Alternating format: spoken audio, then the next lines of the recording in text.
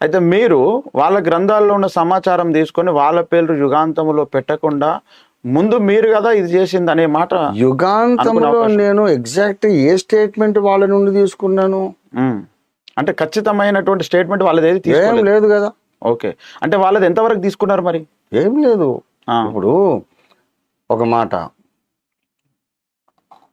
ఆయన పేరేంటి, Oswald Smith గారు, ఉమ్, ఒకానొక దురాత్మ పాతాళములో రెస్ట్లెస్ గా తిరుగుతూ ఉన్నది, అంచకాలములో అది మళ్ళీ బయటకు వచ్చేసి మళ్ళా ప్రపంచాన్ని పరిపాలించి అబద్ధ క్రీస్తు అవుతాడు అని ఆయన ప్రాఫెసీ వాట్ లైస్ అహెడ్ అనే బుక్లో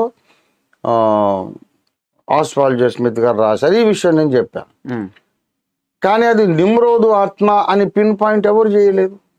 ఓకే, మీరు చేశారు. నేను చేశాను. ఉమ్.